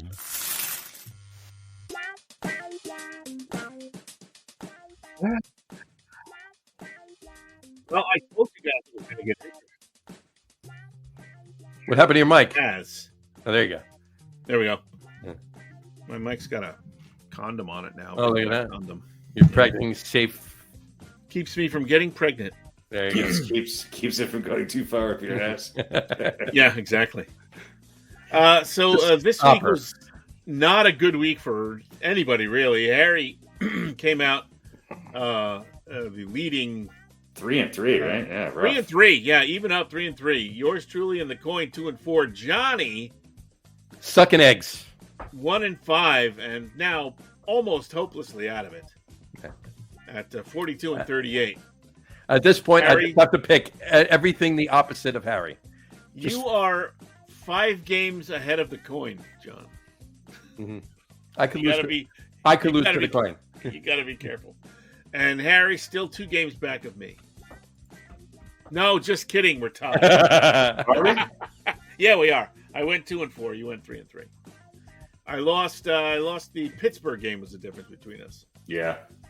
Yeah, it was a tough week. A lot of upsets. Yeah, definitely. I was very upset. Yeah, you. Yeah. Don't count. So anyway, I have more faith in you than the Rams. Fair enough. so as we head into week 15, let's let me write down here the important stuff. Let's take a look at the games we're picking for this week. As right. we have done, we are picking the New York Giants at the Washington Communists. These games, Harry. You wrote them in reverse, by the way, like the exact reverse order that they're being played in, too. Oh yeah, that's right. Doesn't matter. We don't have to. Jesus Christ, you then rearrange them. I wrote them on a napkin and texted. I had to look at 2 different things, and it was gonna. Oh, that's what that is. Well, that's why I like wrote it. the Gettysburg Address on a napkin. It's only 6 games. 30 games ago. All right, New York Giants visiting the Washington Communists. John, who do you like? I know Harry's taking the Commanders, so I'm taking the Giants. All right, Wait, John but picking opposite has not done you well, has it? Well, I'm gonna try. See.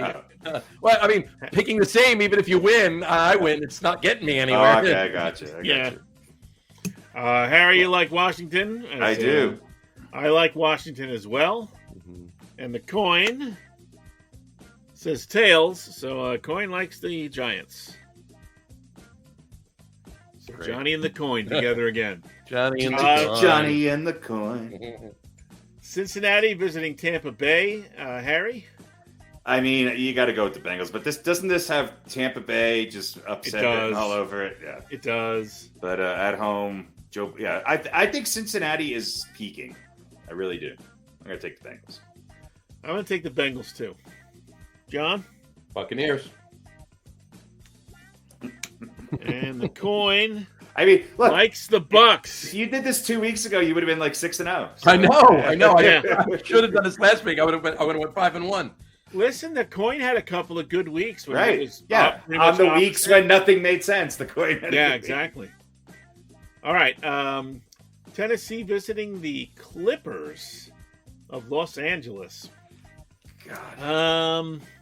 The Los Angeles teams just have fucked me every year, year after year after year. I am going to take the Clippers. I'm going to take the Chargers too. Yeah, because they're not the Rams. Yeah, I just John, who do you like?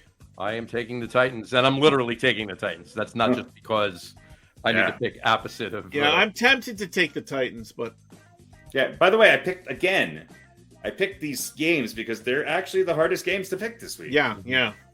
They're not easy. Not easy. All right, coin says tails, which is the Tennessee. Wow. John and the coin are in lockstep so far. Lovely. All right, New England and Las Isn't Vegas. that special? The coin also has a Christmas hat on. New England and Las Vegas in Vegas. Harry? Again, this is just I'm going to take the Patriots. I think the Patriots are going to win this game. John? I really don't want to pick Vegas. John's going to go. You don't have to make it all up in 1 week, John. We're all I'm going with the Patriots. We got 4 more weeks of regular season and the whole playoffs. I'm going with the Patriots. All right. Although, with this strategy, this is a make or break week. If you're not halfway back after this week, you'll be. No, you're right. You're right. Yeah, but the Raiders aren't. Well, they're at our home. Get back to me. Pick yours first. All right, I'm going to take Las Vegas because I agree with all of Harry's picks, but we have to have some difference. So we can't just go tied. Yeah, I can't allow that to happen. All right, I'm gonna blowing the lead. I'll take the Raiders too. Then I'll take the Raiders. By the way, for those listening out there, usually, not always, but usually I make my picks first, which sometimes puts me at a disadvantage. But that's what Pete is referring to. Right. Yeah. But I'm not gonna play that game. Yeah. Not this week. So you're taking the Raiders, Pete? I'm taking the Raiders. All right. And the coin. Oh boy. Coin says heads, which is the home team. So the Las coin Vegas. Vegas as well. I'm out on Harry's on an island. There we go. All right, Detroit at the New York Jets. I'm taking Detroit. I'm not going to pick the Jets. I may not pick the Jets to win again this year. I want the Jets to win, but I'm taking Detroit too. All right. John? I'm taking the Jets. Again, like the Titans, because I'm picking the Jets. The Lions are going to... It's a pick 'em as it is. It's going to be a good game. It's going to Yeah. be a good game. Yeah.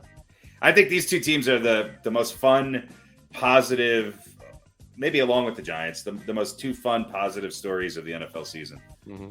Yeah. All right, so Johnny likes the Jets, and the coin likes the Detroit Lions, the away team. Well, look at that. So John's on an island there. All right, finally, Baltimore and Cleveland. John, you get to pick this one first. I will tell you right now, I am taking the Browns. Taking Cleveland. Does anybody know, do we have any new information on Lamar Jackson's stats? Zero new information. Yeah. I'm going to go out on a limb, no pun intended, and say that he's going to play.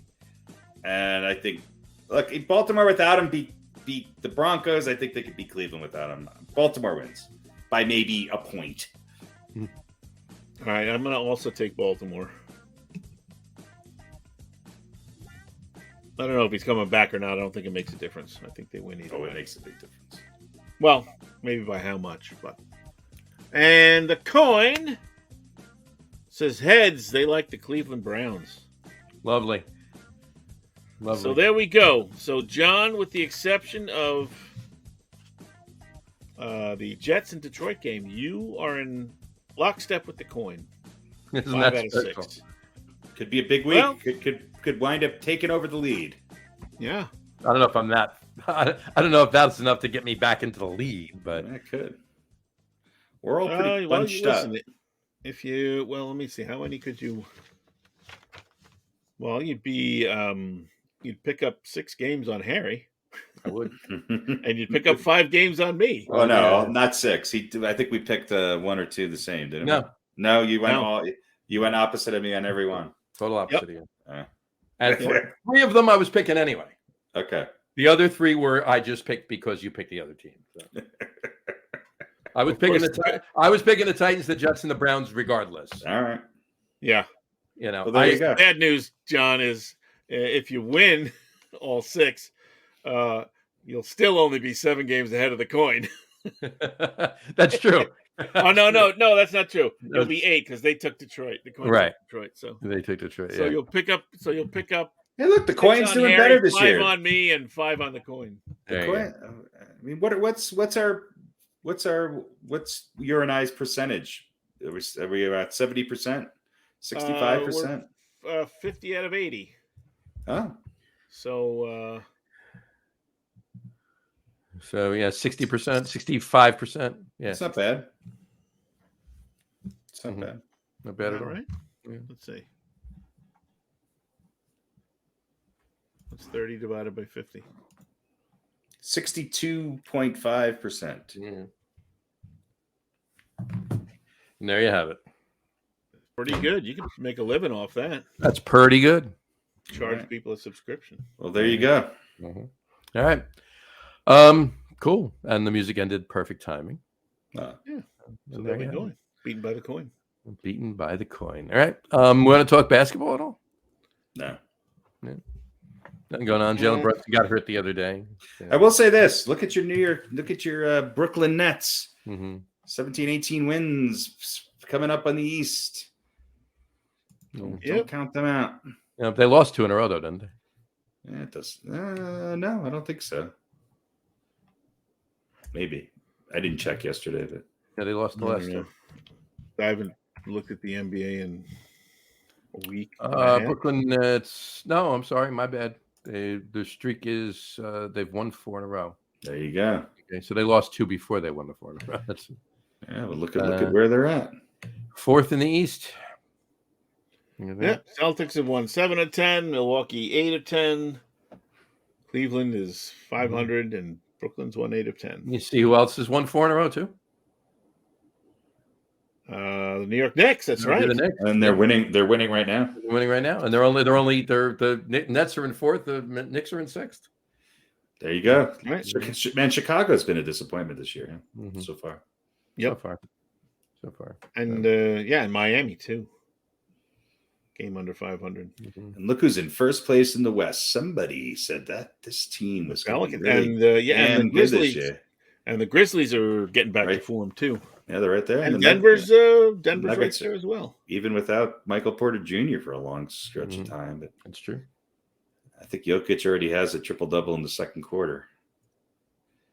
But we don't want to talk about him. We want to talk about Draymond Green. A triple-double in the second quarter. Well, he does almost. Yeah. It's halftime. I don't know. My computer is on its last leg and does not like the ESPN app right now. I gotcha. Let's go to the NBA app. It is halftime, and Nikola Jokic has 18 points, 8 rebounds, and 6 assists. He's plus 13. There you go. And there you have it. There you have it. I'll tell you what, Boston looks good. They do. They do look really good. They look like the shit, that's for sure. Yeah. Or the shizzle, as some of the kids say. I don't think they say that anymore. They don't say that anymore. The kids from the early 2000s. The kids from the late 90s. Yeah. The kids born in the when Snoop said it in the early 90s. Those 43-year-old kids are still saying it. Right. And look, I don't know if we have anything for hockey, but congrats to that's really the only story. Ovechkin. 800 goals, 3rd all time. Yep. I mean, you start an all-time team. I don't know. It's hard to keep him off. Yeah, that's for sure. Well, listen, one more, and he's in the number 2 spot with Number Gordy 2. now, right? Yeah. So Yeah, now here's some other things about Ovechkin. I saw this here. 29th career hat trick. Yeah. Gretzky is in first, of course. How many does Gretzky have? Any idea? 62. 50. 50, okay. So he's got a ways to go there. But this 29th moves him out of a tie with Bobby Hull and Marcel Dion, who I actually met in Canada. Very nice. A diner and a memorabilia shop up there. He's a really nice guy. Gretzky has 50 hat tricks for a guy who was, not known as only a scorer. That's what's crazy about it. Right. Yeah. So the second goal was Ovechkin's 292nd career power play goal, which he owns the record for that, which I think he took over that about a year ago. Mm-hmm. And more playoff games. The playoffs, there's more games in the playoffs these days. But yeah. Yep. So, I think it's completely, he's 37. I think it's plausible he could catch Wayne Gretzky. It's definitely plausible he could catch him, sure. He's Absolutely. 90 some odd goals. He's got 30 goals, I think, already this season. He hasn't slowed down. No. Oh. But the question is, let's say he surpasses him, right? I mean, he could have in goals, 900 and something when it's all said and done, right? Right. Plays another 3 or 4 years. And again, he's going to get presumably a bunch more now this season. We're not that far into the season. Could he ever surpass the great one as far as overall greatness without the championship resume, of course? No. It's going to be the thing that holds him I mean, back. I think he's up there, but is he? If he wins another cup, I mean, no. They get 2 cups and he scores, let's say, 40 or 50 more goals than Gretzky. Mm-hmm. And you then say, I don't know, man. Well, it's also how many games, did he do it in, yeah. I mean, how far is he back? I mean, he's up there in goals. Where is he in points? That's a good question. He's 18th in points. He's played 1,305 games, so he still has 100 and something games to go. Because Gretzky played 1,487 games. So he's got 150 plus games on him. But I mean, Gretzky's got 2,857 points, and no one's even close. I mean, Jaromir Jagr's 1921. So yeah, he's getting close in goals, but Gretzky's overall game. I mean, I think there's less of an argument in hockey than there is in basketball about who's the best ever. It's just, you talk about guys like Jaromir Jagr. I mean, Messier's third in points. Mm-hmm. And this is a guy who had 694 goals.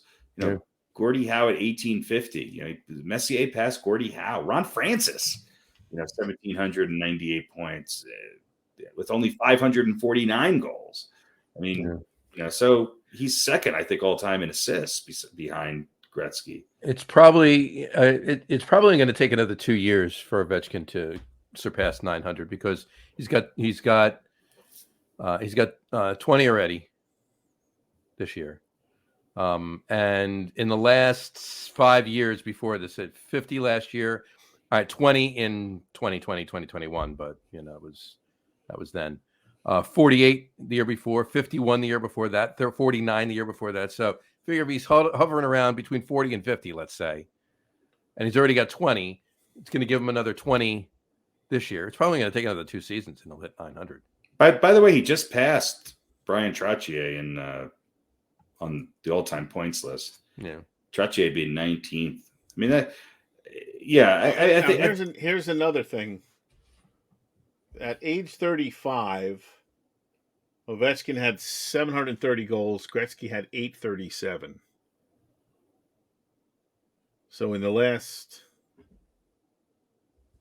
right. So now that's a good 70 behind 70 goals over the last couple of years for Ovechkin, right? Right. So he's still, Gretzky in the last 3 years of his career only scored about 60, and Ovechkin's still got a few more years left. Well, and Ovechkin, how long he played, Ovechkin's had a couple of years where he's had 100 points, but his average, he had 1 year. His average has been in the around 90 for the last few years, 87, 89. He had 1 year where he was down to 67. So I mean, as far I as don't think he's never had the I don't think he's ever numbers, right? No, he's never going to catch him in points. And goals, if you look at his goals, he had 51 in 18-19. He had 48. I mean, he had 50 last year.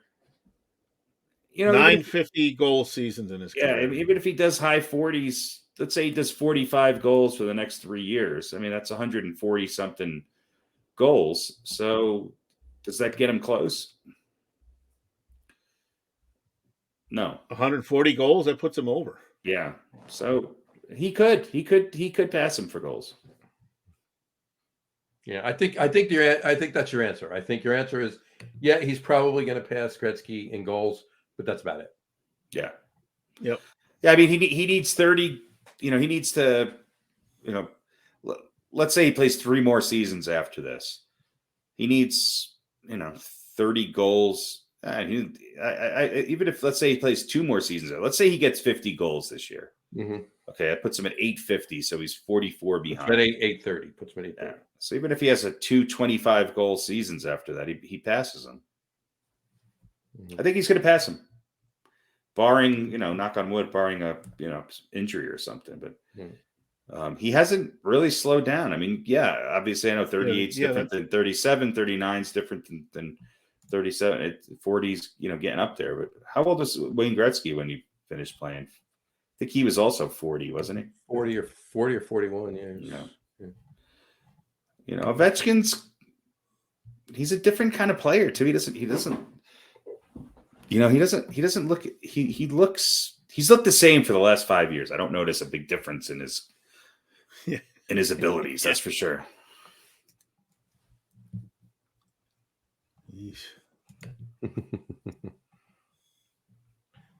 No, we get to watch it happen. Maybe. Knock wood. Hope he stays healthy. No. Hold on. He was 38 when he retired. 38.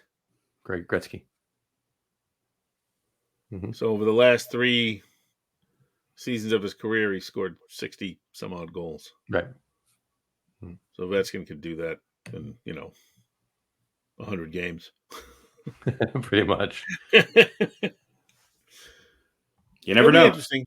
He'll probably. You're right. Yeah, he'll probably, if he stays healthy, he'll probably get the goals record. But he just doesn't have the assists. And like Harry said, I think he's got 4 100-point seasons. And I think he's become a little bit more likable too over the years. I mean, I don't necessarily think that he ever, is going to become the face of the NHL. That's for sure. No. He's kind of a villain to some, But Washington's been, kind of sad sack, relevant for part of his career, but pretty irrelevant for part of it too. So it was a nice. I mean, even for him, even for people who hate him, it was still kind of a nice story when they won the cup. Yeah, it was great. I mean, that was their first cup, wasn't it? I think so. I think it was. I don't think the first one in. I don't think the Capitals ever won the cup before. Yeah, it might have been the first one they ever won. So yeah, I could be wrong. Jimmy, check that out. Yeah. Anyway, only thing. Anything else for hockey? I'm just checking it really quick. I think you're right. I think they. Yep, just the one. 2018, just the one. There you go. I seem to remember. I was remembered some other conference champions because they were in the conference championship back in the late 90s. For some reason, I wasn't thinking that. But anyway, so, he's definitely a hero to Capitals fans. That's for sure. Yeah. All right. Alrighty. I think we're good. See you guys. See you in February. One thing we have to mention. Please do. There's a little game the rest of the world plays that we don't play quite as well, the World Cup. Pickleball? The World Cup. No, we're big in pickleball. We might be one of the world. Another 2 years, we'll be the world leader in pickleball. Well, we're definitely not the leader in hide the pickle, though. No. France and Argentina in the final. France looking to become back-to-back champions. I think the great story of this tournament is teams like Croatia and Morocco, who both made it to the finals. Teams like South Korea, who went farther than people thought they would. And, Brazil kind of getting knocked out and Portugal getting knocked out. And we've got a good mix of communist, fascist, and socialist, nations all coming together as a fight. There was somebody to root for in almost every game. That's right. And on that note, let me ask you guys this question really quick.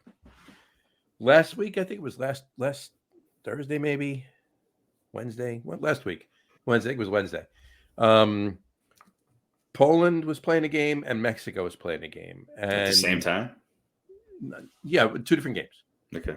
And Mexico actually won. I believe they won their game, and Poland lost. I forget the exact parameters. But the bottom line is they wound up in a tie for seeding, and there could only be one, and they had to go to tiebreakers. And they got through 6 levels of tiebreakers, and then it was best cuisine, and it was who had chili cook-off. It was a chili pierogies versus tacos. No, it was Kraut versus chili. Right. It went to the 7th layer of tiebreaker, and it was that 7th layer of tiebreaker was refried beans. Was refried beans right now was penalties, yellow cards. Whoever had more yellow cards was out. Oh, I thought that was good. And not surprising, it was Mexico. It was Mexico, right? So Poland advanced. Poland had 4 yellow cards. Mexico had 6 yellow cards. Mexico's out. Poland advances. I mean, think about that. Think about this. Last wild card spot for your team, and it goes all the way down to tiebreakers. It gets to the 7th level of tiebreakers, and they say, "All right, all season long, how many penalties did one team have and the other team have?" And we'll let that be. I mean, seriously, I think that's a little. How about a? I think they should have had their 3 best players all compete for in a game of Wheel of Fortune. Done in a neutral language like Swedish.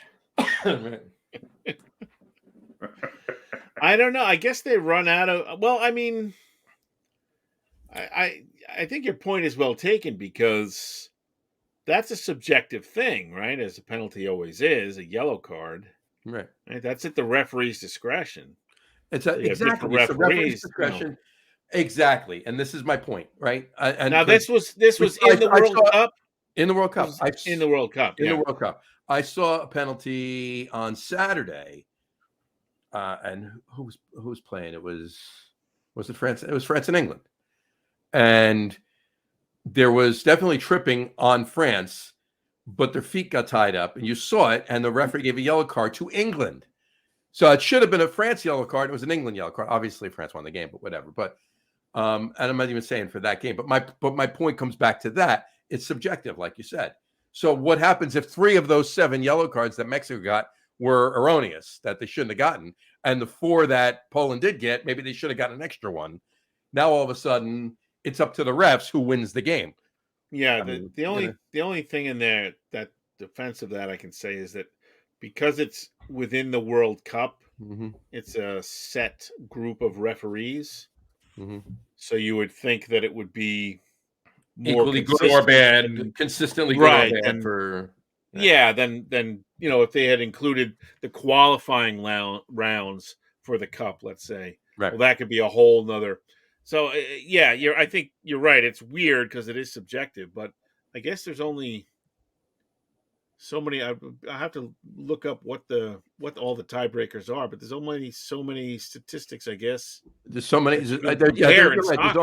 Yeah, but can't they just say, okay, well, you know what? We've gone all the way down to the 9th level of criteria for tiebreaker. You're gonna have to. It's gonna have to be a 1-game playoff. No, because then you've got a shootout. I mean, I'm sure the players from Mexico, and I'm not sticking it for Mexico and putting Poland down by any means. Whatever, it is what it is. But just in general, it could be any team. I'm sure the players of the team that would have lost to the yellow cards would rather, kick shootout goals. Just, come on in. We're gonna kick these goals to see who advances. You know what I mean? I mean, it's as random as picking yellow cards, isn't it? Well, yeah, and the other problem, of course, is, I mean, you could say, well, you're being rewarded because you played a cleaner game, right? Poland, you've played cleaner throughout the tournament, right? But soccer is so rife with corruption, and bullshit, that it's not inconceivable. I mean, I'm sure there are plenty of people who feel that the refs are in it, and it's what's great about all this? Look who's in the final. It's 2 of the better teams, of course, but France and Argentina. That's Argentina. I mean, the Destiny, whole world's rooting for it was going to end up that way, one way or the other. So, I mean, other than Argentina, maybe nobody wants Argentina to win except Argentina. Maybe. Viva la France. Maybe they should have the coaches have like a juggling contest or something. I mean, the good thing about all of this, I'm fine with that. The good thing about all of this is that we won't have to talk about soccer again for 4 years. That's true. Yeah. But Well, we should talk about it now. I mean, hey, the World Cup back in '98. I mean, the Jets got a place kicker out of it. Yeah. And he's marginally not. I can't say he was any better a place kicker than he was a goalie. Remember his name? Tony Meola. Very good. Remember where he's from? That was Jersey. Tony Meola actually played in the '92 World Cup. No. He played in the Sorry, it was the 1990 World Cup is what he played in. Was it the '98 World Cup? No, it was the '90 World Cup because I saw him play in Italy against Italy on the U.S. team. Okay, fair enough. All right. Well, I knew it wasn't the '94 World Cup, so I took one way or the other. It was 1990, and John Harkes was on that team, and so was Tab Ramos. John Starks was on that team? John Hart. Yeah, Starks went 0 for 18 shots on goal. My point being is that 3 of the starters on the U.S. team have ties to Kearney, New Jersey. Yeah. At that time. There you go. Yeah. Well, Ramos was pretty good. There you go. They were all pretty good. I mean, Sure. I think they lost to Italy 1-0 or 2-1. I can't remember. Germany beat Italy in the finals that year. Yeah, Meola wasn't very good though. I don't think. I didn't know he was a kicker for the Jets. Yeah, he was place kicker for the Jets the year after. Who was the quarterback from Harrison? It was a quarterback for the Jets. I don't know. Good question. A couple years later, late 90s maybe. His brother was also quarterback for Harrison, I think. Wasn't he like a walk-on for the Jets, third-string quarterback, played a little bit? Harrison, New Jersey? I don't know. Whatever. We'll have to look. Hang on, let's Browning find out. Nagel. Browning Nagel. There you go. New Jet quarterbacks from Harrison, New Jersey. That's our top 10 list for tomorrow, or for next week rather. Right. Ray Lucas. Oh, Ray Lucas. Oh, Lucas. Yeah. Yeah, you're right. You're very right. Tony Meola. There he is. And yes, Ray Lucas. Yep, right there. And he wound up on SNY for a while too. Ray Lucas. He was on the That's right. He's pretty good on that. Dolphins too, right? Now he's on. Now he's with the XFL. I think he's. Who knows? Hopefully, he's happily retired. Hopefully, he played for the Jets, Dolphins, and I think he played for three teams. Is that who it was? Oilers, maybe. Something like that. All righty then. There's there's our soccer wrap up for you. Change. If you're not sleeping now, then you will be. There you go. All right. Cool. All right, folks. On that note, we will wrap the show up for today. We want to thank everybody for watching. And for those of you just listening to the audio podcast, thanks for listening. Don't forget to visit our website, www.getonwithitpodcast.com. That's getonwithitpodcast.com. And please remember, like us and follow us on all of our social media, Facebook, Twitter, and Instagram. Just search for the Get On With It podcast. And, of course, all of our shows are available on YouTube as well on the Logger Room channel. Remember, we go live with a video podcast on both Facebook and YouTube every Wednesday night around 7:30 p.m. Eastern time or so. And for those of you who just want to listen to the audio podcast, you can do so on Apple Podcasts, Spotify, TuneIn, Stitcher, Google Podcasts, Amazon Music Podcasts, and iHeartRadio as well. If you haven't done so already, please subscribe to one or more of those feeds, and you will never miss a show. Again, thanks for following along with us. Have a great rest of your week. Have a wonderful weekend. Keep an eye on all of the Week 15 football contests coming up. And, of course, all the Hot Stove baseball and basketball and football, basketball and hockey, excuse me. And we will talk to you next week, folks. Take care. Cheers.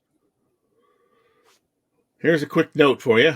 Go for Lucas holds the unenviable distinction of worst single-game quarterback performance by any Dolphin. On October 20th, 2002, in a game against the Bills, he was responsible for 6 turnovers, 4 interceptions, and 2 fumbles. He completed 13 passes to Dolphins receivers. The player that caught the most passes from Lucas was Buffalo cornerback Nate Clements. He was worse than Flipper, huh? That was his worst day. The worst day of any Dolphins quarterback. But we loved him as a Jet. Yeah, absolutely. And Bill Parcells loved him. So he did. He definitely did. Yeah. All right. Cheers, All right. everybody. See you next week.